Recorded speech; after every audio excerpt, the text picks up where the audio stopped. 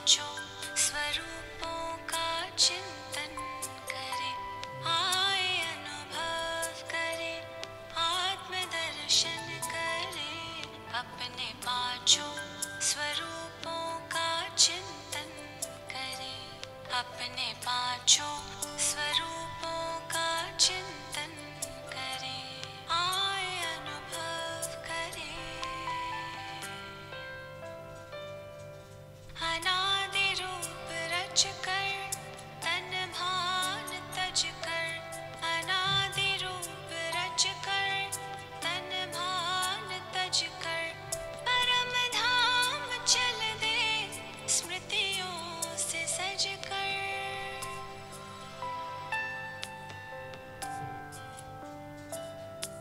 प्रभु पास आकर किरण में नहाकर, उनसा बने यादों में हम समा कर।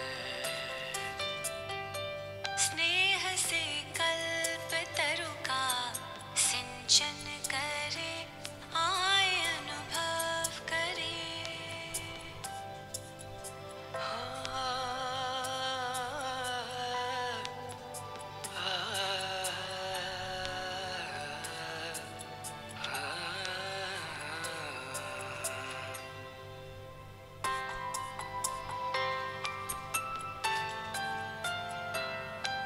धरे रूप उतरे जो संपूर्ण पावन, अपनी वो दुनिया स्वर्गिक सुहावन।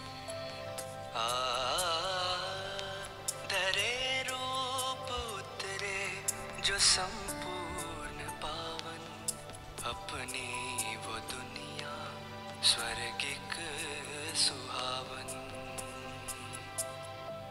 अपने धरती गगन मंद पावन पवन, नाथ त्रिभुवन के हम लेते थे सुख सगन। आदि रूप आँखों में अभिनंदन करे, आए अनुभव करे, आत्मदर्शन करे। अपने पांचों स्वरूपों का चिंतन करे, आए अनुभव करे।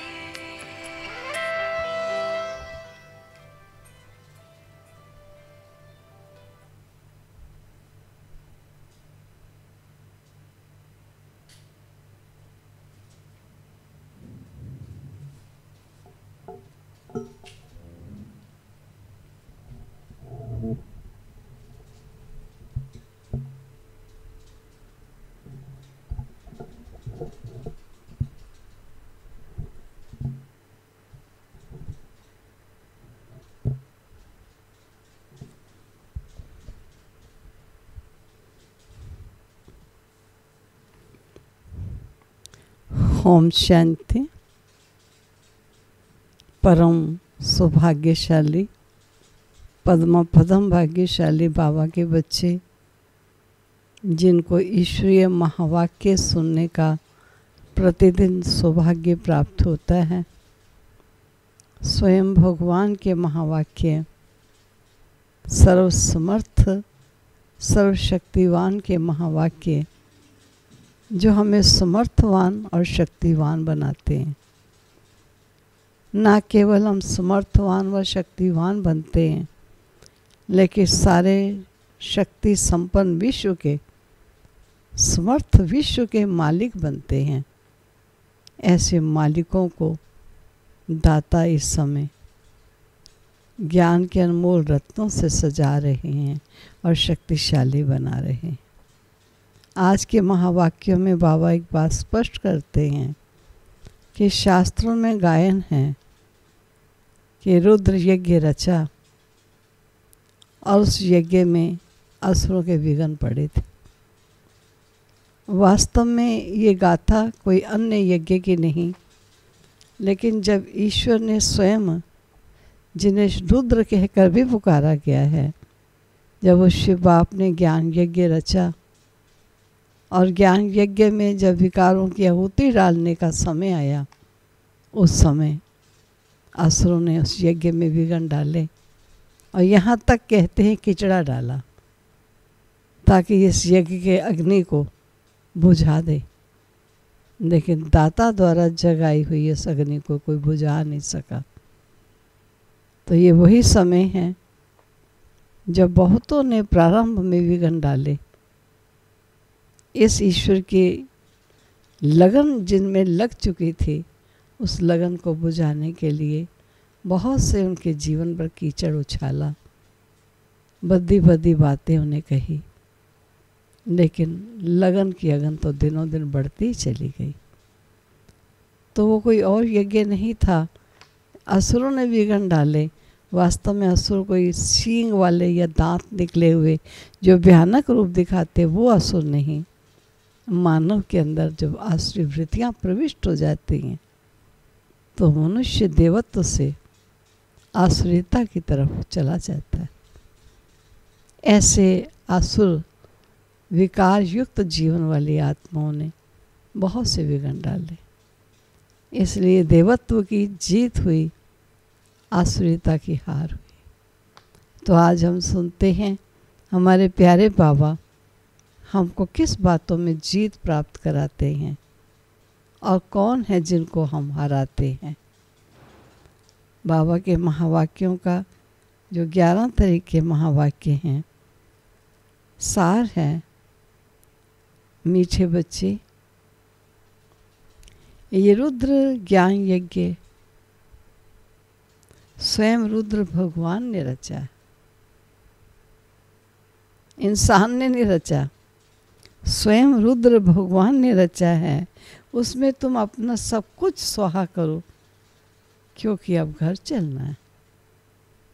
अब तेरा मेरा इसका उसका किचड़ा उठा के ना रखो, डाल दो इस यज्ञ में, स्वाहा कर दो सब कुछ।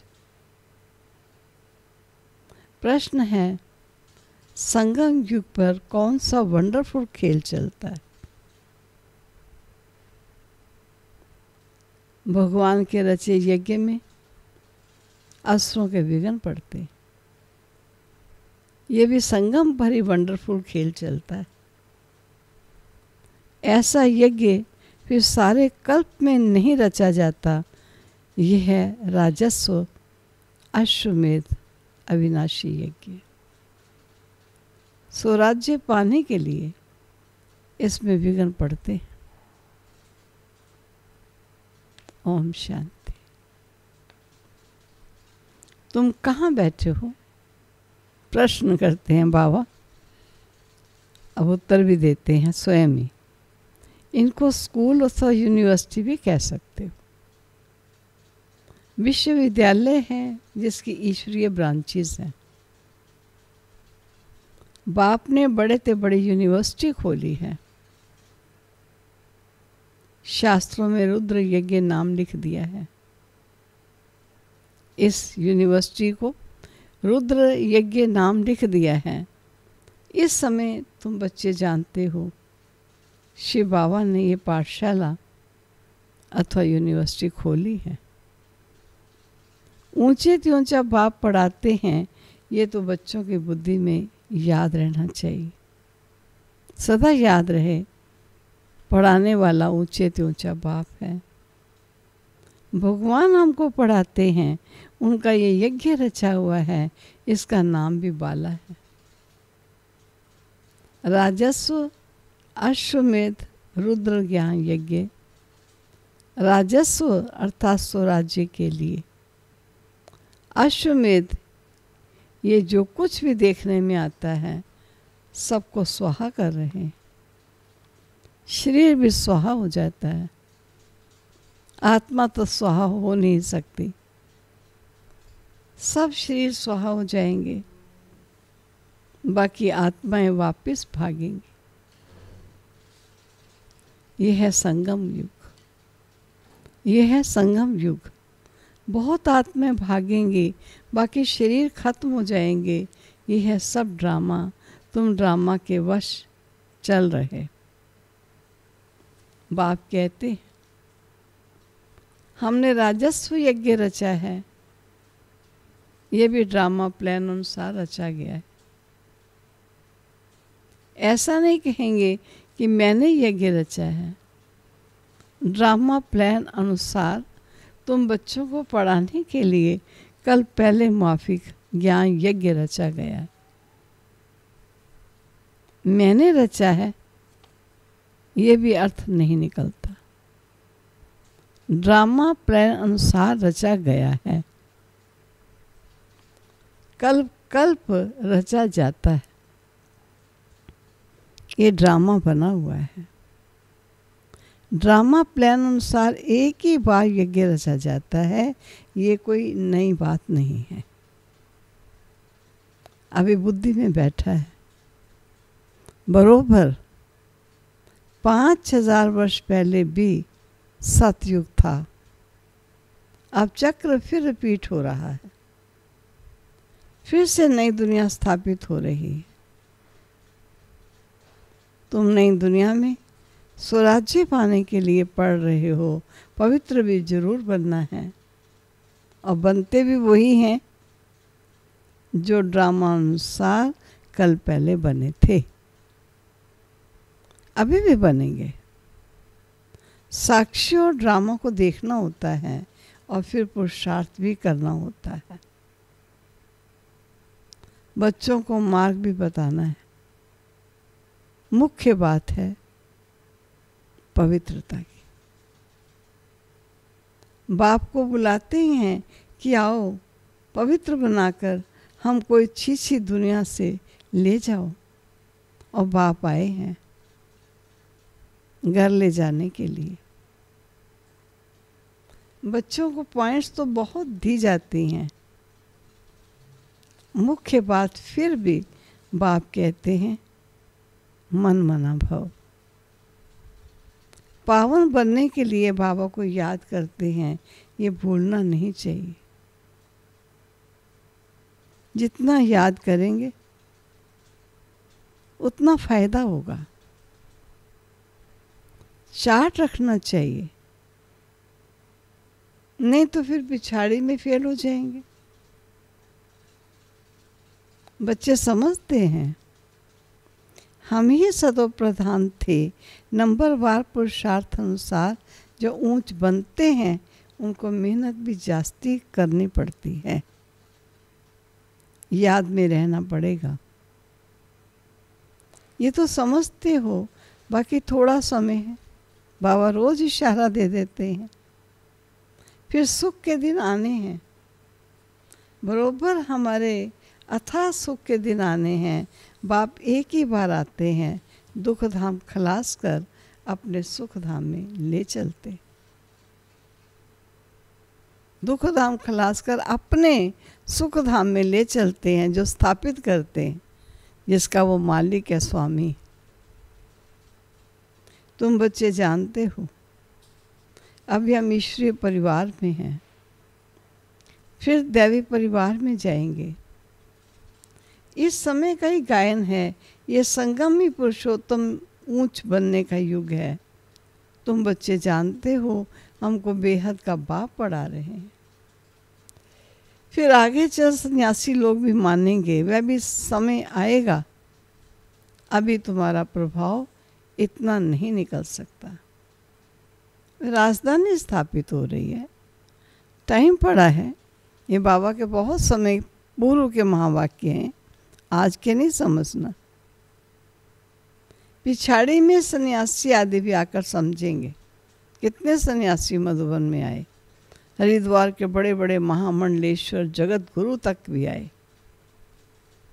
सृष्टि का चक्र कैसे फिरता है ये नॉलेज कोई में है नहीं। ये भी बच्चे जानते हैं पवित्रता पर कितने विघ्न पड़ते हैं। अबलाओं पर अत्याचार होते हैं। द्रौपदी ने पुकारा है ना,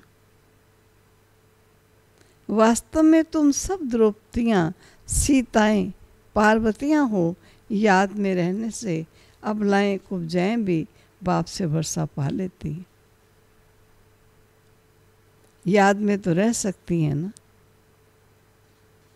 भगवान ने आका यज्ञ रचा है, इसमें कितने विघ्न पड़ते हैं। अभी भी विघ्न पड़ते रहते हैं। कन्याओं को जबरदस्ती शादी कराते हैं, नहीं तो मार कर निकाल देते हैं। इसलिए पुकारती हैं, हे पतित पावन आओ, तो जरूर उनको रथ चाहिए जिसमें आकर वो पावन बनाए। गंगा के पानी से पावन नहीं बनेंगे, बाप आकर पावन बनाए, पावन दुनिया का मालिक बनाते। तुम देखते हो इस पति दुनिया का विनाश सामने खड़ा है। क्यों नहीं बाबा का बन जाए, स्वाहा हो जाए। पूछते हैं स्वाहा कैसे हो, ट्रांसफर कैसे करें। बाबा कहते हैं, बच्चे तुम इस बाबा को देखते हो ना, साकार ब्रह्मा बाबा को, ये खुद करके सिखा रहे हैं। जैसा कर्म हम करेंगे, हमको देखकर और करेंगे। बाप ने इनसे कर्म कराया ना, सारा यज्ञ में स्वाहा कर दिया। स्वाहा होने में कोई तकलीफ थोड़ी है। ये ना बहुत शाहूकार ना गरीब था, साधारण था। यज्ञ रचा जाता है तो उसमें खान पान की सब सामग्री चाहिए ना। ये है ईश्वरीय यज्ञ। ईश्वर ने आकर इस ज्ञान यज्ञ की स्थापना की है, तुमको पढ़ाते हैं। तुम इस यज्ञ की महिमा जानते हो, बहुत भारी। ईश्वरीय यज्ञ से तुम्हारा शरीर निर्वाह होता है। जो अपने को अर्पण में समझते हैं, हम ट्रस्टी, ये सब कुछ ईश्वर का है। हम शिव बाबा के यज्ञ से भोजन खाते हैं, ये समझ की बात है ना। यहाँ तो नहीं सबको आकर बैठना है। इनका सैंपल तो देखा, कैसे सब कुछ स्वाहा किया। बाबा कहते जैसे कर्म ये करता है ना, इनको देख औरों को भी आया। बहुत स्वाहा हुए, जो हुए वे अपना वर्षा लेते हैं। बुद्धि से भी समझा जाता है आत्मा तो चली जाएगी, बाकी शरीर सब खत्म हो जाएंगे। ये बेहद का यज्ञ है, इसमें सब स्वाहा होंगे। तुम बच्चों को समझाया जाता है कैसे बुद्धि से स्वाहा हो, नष्ट मुहा बन जाओ। ये भी जानते हो ये सारी सामग्री खाक हो जानी है। कितना बड़ा यज्ञ है। वहाँ फिर कोई यज्ञ नहीं रचा जाता है, ना कोई वहाँ उपद्रव ही होते हैं। ये सब जो भक्ति मार्ग के अनेक यज्ञ हैं, वे सब खत्म हो जाते। ज्ञान सागर एक ही भगवान है, वही मनुष्य सृष्टि का बीज रूप है, सत्य है, चेतन। शरीर तो जड़ है, आत्मा ही चेतन है। वे ज्ञान सागर है। तुम बच्चों को ज्ञान सागर बैठ पढ़ाते हैं, वे सिर्फ गाते रहते हैं और तुमको बाबा सारा ज्ञान सुना रहे हैं। ज्ञान कोई बहुत तो है नहीं। वर्ल्ड का चक्र कैसे फिरता है, ये सिर्फ समझाना है। यहाँ बाप तुमको खुद पढ़ा रहे हैं। कहते भी हैं साधारण तन में प्रवेश करता हूँ। भागीरथ भी मशहूर है, जरूर मनुष्य होगा जिसमें बाप आएगा। उनका एक ही नाम चला आता है, शिव, और सबके नाम बदलते हैं, इनका नाम नहीं बदलता है। बाकी भक्ति में अनेक नाम रख दिए। यहाँ तो है ही शिव बाबा। शिव कल्याणकारी कहा जाता है। भगवान आकर नई दुनिया स्वर्ग स्थापित करते हैं तो कल्याणकारी ठहराना। तुम जानते हो भारत में स्वर्ग था, अभी नरक है, फिर स्वर्ग जरूर होगा। इसको कहा जाता है पुरुषोत्तम संगम युग। जबकि बाप खवैया, बाप कौन है? खिवैया है। खिवैया बनकर तुमको इस पार से उस पार ले जाते हैं। ये पुरानी दुख की दुनिया फिर जरूर नई दुनिया होगी ड्रामा अनुसार, जिसके लिए तुम अभी पुरुषार्थ करते हो। बाप की याद घड़ी घड़ी भूल जाती है, इसमें मेहनत। बाकी तुमसे जो विकर्म हुए हैं उनकी सजा कर्म भोग के रूप में भोगनी ही पड़ती है। कर्म भोग अंत तक भोगना ही है, उसमें माफ़ी नहीं मिल सकती। ऐसे नहीं बाबा क्षमा करो, कुछ भी नहीं। ड्रामा अनुसार सब होता है, क्षमा आदि होती नहीं है। हिसाब किताब चुक तो करना ही है। तमो प्रधान से सतो प्रधान बनना है, इसके लिए श्रीमत भी मिलती है। श्री श्री श्री बाबा की श्रीमत से तुम श्री बनते हो। ऊंचे से ऊंचा बाप तुमको ऊंच बनाता है। तुम अभी बन रहे हो। अभी तुमको स्मृति आई है, बाबा कल्प कल्प आकर हमको पढ़ाते हैं। आधा कल्प उनकी प्रारब्ध मिलती है। सृष्टि चक्र कैसे फिरता है, उस नॉलेज की दरकार नहीं रहती है। नई सच्चुग सृष्टि में इस नॉलेज की फिर दरकार नहीं रहती है। कल्प कल्प एक ही बार आकर बताते हैं कि सृष्टि का चक्र कैसे फिरता है। तुम्हारा काम है पढ़ना और पवित्र बनना, योग में रहना है। बाप के बनकर और पवित्र नहीं बनेंगे तो 100 गुना दंड पड़ जाएगा। नाम भी बदनाम हो जाता है। गाते भी हैं सतगुरु का निंदक ठोर न पाए। मनुष्यों को पता नहीं कि ये कौन है। सत बाप ही सतगुरु सत टीचर होगा, तुमको पढ़ाते हुए हैं। सच्चा सतगुरु भी है। जैसे बाप ज्ञान का सागर है, तुम भी ज्ञान के सागर होना।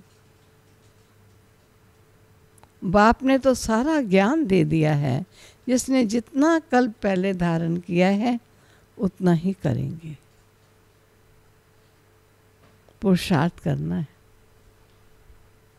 कर्म बिगड़ कोई रह नहीं सकता है। कितने भी हठयोग आदि करते हैं, वे भी कर्म है ना। ये भी एक धंधा है आजीविका के लिए। नाम होता है, बहुत पैसा मिलता है, पानी पर आग पर चले जाते हैं। सिर्फ उड़ नहीं सकते, उसमें तो पेट्रोल आदि चाहिए ना। लेकिन इनसे फ़ायदा तो कुछ नहीं है ना। चलो आग से गुजर गए, पानी पर चल लिया, फ़ायदा तो कुछ नहीं है ना। पावन तो बनते ही नहीं। साइंस वालों की भी रेस है, उनकी है साइंस की रेस और तुम्हारी है साइलेंस की रेस। सब शांति मांगते हैं। बाप कहते हैं शांति तो तुम्हारा स्वधर्म है। अपने को आत्मा समझो, अपने घर चलना है। शांति धाम तुम्हारा घर है। ये तो दुख धाम है जहाँ अभी हैं। हम शांति धाम से फिर सुख धाम में आएंगे। ये दुख धाम खलास होना है। ये अच्छी रीति धारण कर, फिर औरों को धारण कराना है। बाकी थोड़े रोज हैं। ये पढ़ाई पढ़कर फिर शरीर निर्वार्थ माथा मारना पड़ता है। तकदीरवान बच्चे फौरन निर्णय ले लेते हैं कि हमें कौन सी पढ़ाई पढ़नी है, उस पढ़ाई से क्या मिलता है और इस पढ़ाई से क्या मिलता है। इस पढ़ाई से 21 जन्मों की प्रारब्ध बनती है, तो ख्याल करना चाहिए कि हमको कौन सी पढ़ाई पढ़नी है। जिसको बेहद के बाप से वर्षा पाना है वो बेहद की पढ़ाई में लग जाते हैं। परंतु ड्रामा प्लान अनुसार कोई की तकदीर में नहीं है, फिर उस पढ़ाई में चटक पड़ते हैं। ये पढ़ाई पढ़ते नहीं, क्या कहते हैं, फुर्सत नहीं मिलती है। बाबा पूछते हैं कौन सी नॉलेज अच्छी, इनसे क्या मिलेगा और इससे क्या मिलेगा। कहते हैं बाबा जिस्मानी पढ़ाई से क्या मिलेगा, थोड़ा करके कमाएंगे। यहाँ तो भगवान पढ़ाते हैं, हमको तो पढ़कर राजाई पद पाना है। तो ज़्यादा ध्यान किस बात पर देना चाहिए। कोई तो फिर कहते हैं बाबा वह कोर्स पूरा करके फिर आएंगे। बाबा समझ जाते हैं इनकी तकदीर में नहीं, अभी कोर्स पूरा करने में कितना टाइम लगना है, क्या होना है सो आगे चल देखना। समझते हैं शरीर पर भरोसा नहीं है, तो फिर सच्ची कमाई में लग जाना चाहिए। जिसकी तकदीर में है वही अपनी तकदीर बनाएंगे, पूरा जोर लगाना है। हम तो बाप से वर्षा लेकर ही छोड़ेंगे।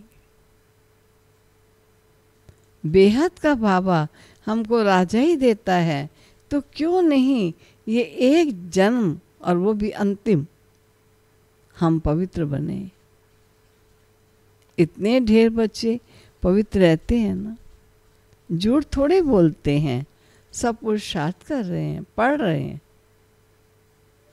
फिर भी विश्वास नहीं करते। बेहद का बाप आते ही तब हैं जब पुरानी दुनिया को नया बनाना होता है। पुरानी दुनिया का विनाश सामने खड़ा है, ये बहुत क्लियर है। समय भी बरोबर वही है, अनेक धर्म भी हैं, सतयुग में होता ही एक धर्म है। जो गाय ने अनेक धर्मों का विनाश, सत धर्म की स्थापना। अब अनेक धर्म हो चुके हैं और सत धर्म होता ही सतयुग में है, वो एक ही धर्म होता है। ये भी तुम्हारी बुद्धि में है। तुम्हारे में भी कोई है जो निश्चय अजन कर रहे हैं। अरे निश्चय करने में टाइम लगता है क्या? शरीर पर भी भरोसा थोड़ी है, जरा भी चांस गंवाना नहीं चाहिए। किसकी तकदीर में नहीं है तो जरा भी बुद्धि में आता ही नहीं है कि अभी हमें अपने भविष्य के लिए वर्तमान में क्या करना चाहिए। अच्छा, मीठे मीठे सिकिलदे बच्चों प्रति माता पिता बाप दादा का याद प्यार और गुड मॉर्निंग। रूहानी बाप की रूहानी बच्चों को नमस्ते। रूहानी बच्चों की रूहानी बाप को नमस्ते।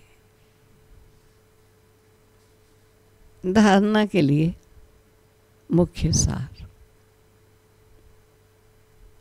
सच्ची कमाई कर 21 जन्मों के लिए अपनी तकदीर बनानी है। शरीर पर कोई भरोसा नहीं, इसलिए जरा भी चांस नहीं गंवाना, जरा भी चांस नहीं गंवाना है। दूसरा, नष्टोमोहा बनकर अपना सब कुछ रुद्र यज्ञ में स्वाहा करना है। अपने को अर्पण कर ट्रस्टी हो संभालना है। स्वयं सहित समर्पण हो जाओ और फिर सब कुछ संभालो। साकार बाप को फॉलो करना है, साकार बाप को फॉलो करना है। वरदान, ग्लानि करने वाले को भी गुण माला पहनाने वाले इष्ट देव महान आत्मा भव। क्या कहा बाबा ने? ग्लानि करने वालों को भी गुण माला पहनाने वाले इष्ट देव महान आत्मा भव। इसका और स्पष्टीकरण सुनिए। जैसे आजकल आप विशेष आत्माओं का स्वागत करते समय कोई गले में स्थूल माला डालते हैं, तो कोई आप डालने वाले के गले में रिटर्न कर देता है। ऐसे ग्लानि करने वाले को भी आप गुण माला पहनाओ, तो ऐसा होता ही आपको गुण माला रिटर्न करेगा। क्योंकि ग्लानि करने वाले को गुण माला पहनाना था जन्म जन्म के लिए भक्त निश्चित करना है। ये देना ही अनेक बार का लेना है। यही विशेषता इष्ट देव महान आत्मा बना देती है। स्लोगन, अपनी मनसावृत्ति सदा अच्छी पावरफुल बनाओ तो खराब भी अच्छा हो जाएगा। अपनी मनसावृत्ति सदा अच्छी पावरफुल बनाओ तो क्या होगा? खराब भी अच्छा हो जाएगा। जो बाबा ने कहा, विवृत्ति की और संकल्पों की सेवा की आवश्यकता है। अब ये रिसर्च की ज़रूरत है, ये करो। ये थे प्यारे बाबा के प्यार से शिक्षाओं से भरपूर महावाक्य। ऐसी शिक्षाओं भरे प्यार भरे महावाक्य कौन सुनाएगा? कैसे बाबा अपने बच्चों को एक एक बात स्पष्ट करता है। यज्ञ है, विघ्न आते हैं, लेकिन इस यज्ञ में बलि चढ़ना है। सर्वसहित बलि चढ़ जाओ, सब कुछ आपको रिटर्न में मिलेगा। कोई चीज़ की कमी नहीं रहेगी। नया श्रेष्ठ संपन्न मिलेगा, कम नहीं मिलेगा। तो ऐसे बाबा के होवनहार बच्चे, बाबा के इशारों को समझने वाले बच्चे। हाँ, बाबा ने कहा है कल पहले जो समझेंगे वही, लेकिन कल पहले वाले कौन हैं? हम ही बच्चे तो हैं जो बाबा के महावाक्य आज सुन रहे हैं। कल इन महावाक्यों को जीवन में धारण कर दिव्य श्रेष्ठ हमें ही तो बनना है। इस बात को हम कभी भूलें नहीं। जब आज तो खास मैं आप सबको संदेश दे रही हूँ कि प्यारे मधुबन घर से ऐसे हालात के समय भी हमको आम और बूंदी विशेष रूप से आई है, क्योंकि इस सीज़न में जब आम चलता है तो अवश्य आम भी आते हैं और टोली भी आती है। तो मैं आप सबको ये कहना चाहूँगी, चाहे प्यारे बाबा के घर का दरवाज़ा हमने नहीं खोला, लेकिन हमने एक सुंदर सी टोकरी बनाई है जो ऊपर से नीचे करते हैं। जो कुछ प्यारे बाबा का भोग रूप होगा वो आपको मिलेगा, और जो भी आप कुछ करना चाहेंगे तो भी टोकरी में ही सब करते हैं। तो मैं ऐसा कहूँगी, कल गुरुवार आप सभी बाबा के नूरे रतन, कल नहीं, आज गुरुवार है, मैं बोल रही हूँ, आज सतगुरुवार के दिन आप सभी बाबा के नूरे रतन बाबा का भोग लेने के लिए, क्योंकि आज हमने जो यहाँ भोग बनाया, छोटी सी डिब्बी में बाबा को भोग लगाया, वो इतना ही बनाया, और शेष हमने बूंदी और आम रखा, ताकि जो भी आप आएंगे सभी को मधुबन की प्रसादी प्राप्त की जाएगी। तो आप बोलो आओगे? थोड़ी देर के लिए आ जाना, कैसे भी करके। और अगर अपने आसपास और नहीं कोई आ सकता और आप आए हैं तो उनका भी ले जाएंगे। तो इसलिए आप सभी आएं और अपना भोग, मधुबन की टोली अपना अधिकार लेकर जाएंगे। वो गुरुवार का भोग भी माना जाएगा, मधुबन की टोली भी मानी जाएगी। ठीक है? अच्छा है, किसी बच्चे को भेज देना, नहीं आ सकते हो तो किसी अन्य बड़े को भेज देना, जैसा भी समझेंगे। आएंगे तो अच्छी बात है, नहीं तो हमने कहा था रानी बहन को वहाँ स्टोर में रखिए, जब जब कोई टाइम होगा तो देते रहेंगे। बाकी यहाँ भी हमने थोड़ा रखा है, थोड़ा अच्छा, एक एक आम भी हम दें आपको, एक एक आम भी लेके जाएंगे। बाबा का भोग सब जरूर लेंगे। तो अभी आज विशेष सरोज माता जी ने, जो यहीं शक्ति नगर में रहते हैं, उन्होंने कहा कि मेरा बाबा को भोग स्वीकार करा देना। तो बाबा को तो भोग नित्य स्वीकार होता ही है।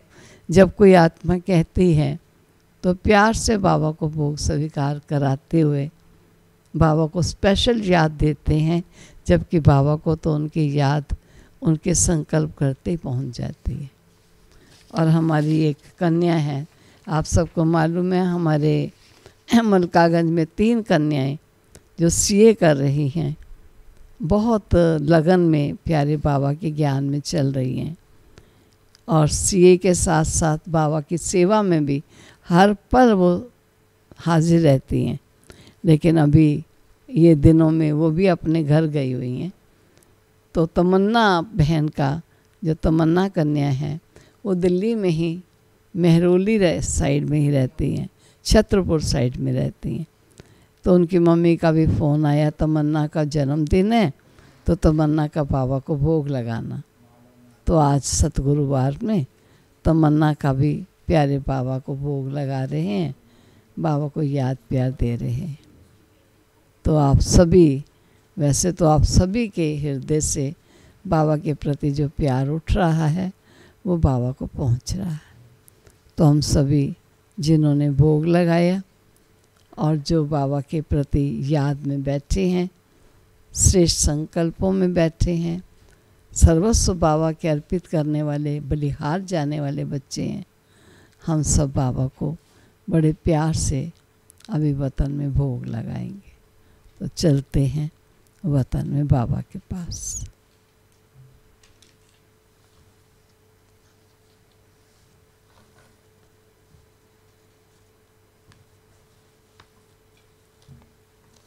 सरोज माता जी ने भी बताया कि उनकी पोती रूहुला का जन्म, रूहुल शायद नाम है, उसका जन्मदिन का भोग लगा रही हैं।